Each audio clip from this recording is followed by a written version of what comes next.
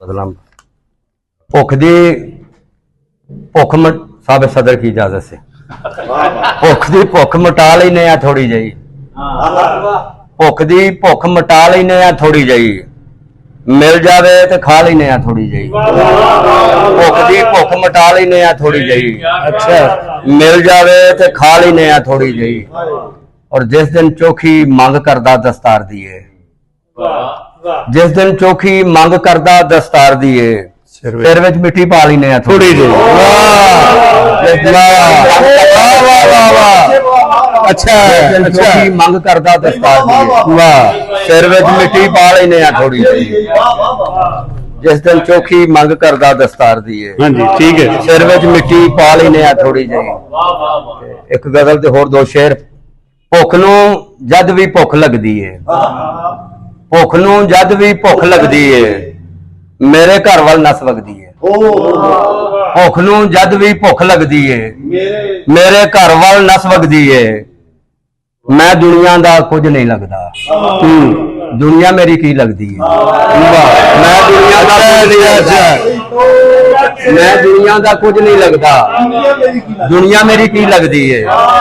ते मैं कतरे नूं सहक रहा वां, मैं कतरे नूं सहक रहा वां, रावी मेरे घर वगदी है।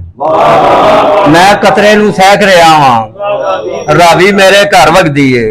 एक गजल दे हौकियां दे भी मन परचाने पै गए ने, हौकियां दे भी मन परचाने पै गए ने, हवां दे भी बाल खिडाने पै गए ने। हौकियां दे भी मन परचाने पै गए ने, हवां दे भी बाल खिडाने पै गए ने। ते जिन्ने मात्रे घोल के पीते हुए सन, जिन्ने मात्रे घोल के पीते हुए सन, ओनू पाटे ढोल बजाने पै गए। जिन्ने मात्रे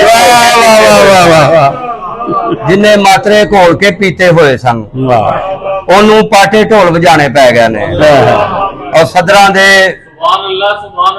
दे कुछ बच्चे भुखे रह गए सन, सदरां दे कुछ बच्चे भुखे रह गए सन, दुख दे भोरे तां वरताने पै गए ने।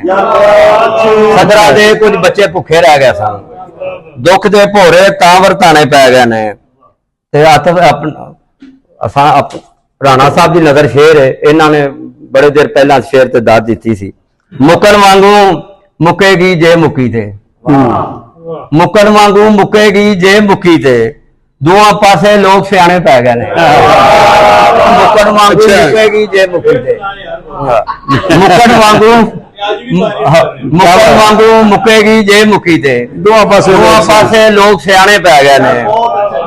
मुकन वांगू मुकेगी जे मुकी थे, दुआ पासे लोग सियाने पै गए ने।